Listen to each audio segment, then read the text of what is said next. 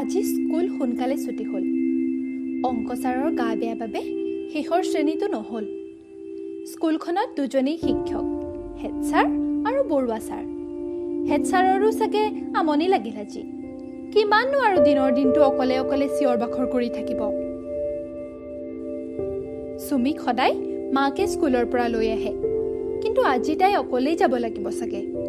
স্কুলৰ পৰা ঘৰলৈ অৱশ্যে বেছি দূৰ নহয়, কিন্তু সেই কণমানি 6 বছৰীয়া ছোৱালীজনীয়ে অকলে অকলে খোজকাঢ়ি যাব পাৰিব জানো? তাকে ভাবি হেড ছাৰে তাইক চাইকেলৰ আগত বহুৱাই লৈ ঘৰৰ বাহিৰত নমাই দিলে। মাজনী, ঘৰৰ চাবি আছেনে নাই? তাই ক'লে, যা, মা নহালৈকে ওলাই নাহিবি দেই। তাইৰ মাকে মহাজন ককাৰ ঘৰত কাম কৰে। দেউতাক ঢুকোৱাৰ পাছত মাকে তাইক বৰ কষ্টৰে ডাঙৰ দীঘল কৰিছে। ঘৰৰ অমতত বিয়া হোৱাৰ কাৰণে মোমায়েকহঁতৰো আহযাহ নাই।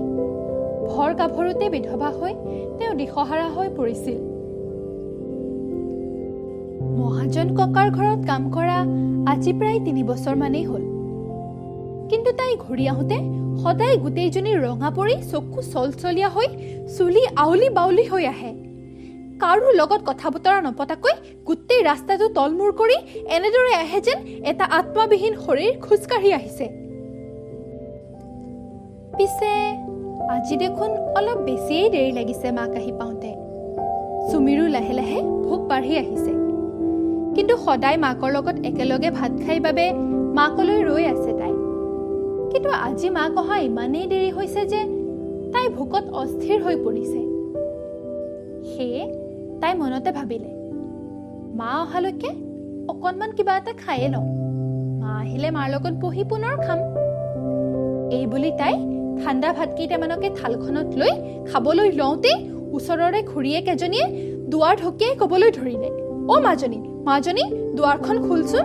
তাইও লগে লগে দুৱাৰখন খুলি খুৰীয়েকৰ মুখলৈ চাবলৈ লওঁতেই তাইৰ হাতৰ পৰা থালখন আঁতৰাই খুৰীয়েকে তাইক সাবত মাৰি ধৰি কান্দিবলৈ ধৰিলে। আৰু তাৰ পাছত তাই দেখে মাকক সকলোৱে মিলি বাৰান্দাত শুৱাই দিছে। চাৰিওফালে এটা চিঞৰ বাখৰ পৰিৱেশ। কোনোবাই কৈছে চাকি আন, কোনোবাই কৈছে খৰি আন। নাই, তাইচোন একোকে বুজিব পৰা নাই।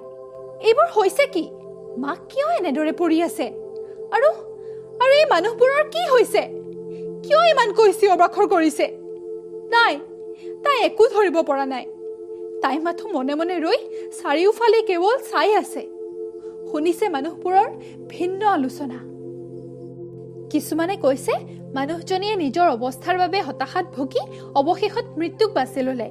আন কিছুমানে কৈছে মহাজনৰ দুৰ্ব্যৱহাৰক সহ্য কৰিব নোৱাৰি মৃত্যুক সাৱটি ল'লে তাই। যিমান মুখ সিমানেই ভিন্ন কথা। প্ৰকৃত ঘটনাৰ ৰহস্য কোনেও নাজানে। প্ৰকৃততে মাকে নিজৰ অৱস্থাৰ বাবে হতাশাত ভুগিছিল, নে মহাজনৰ যৌন বাসনাৰ কবলত পৰিছিল, নে আন কিবা কাৰণ আছিল, কোনেও নাজানে। আৰু সুমি, এটা অনিশ্চিত ভৱিষ্যত লৈ সুমি এতিয়া অকলশৰীয়া।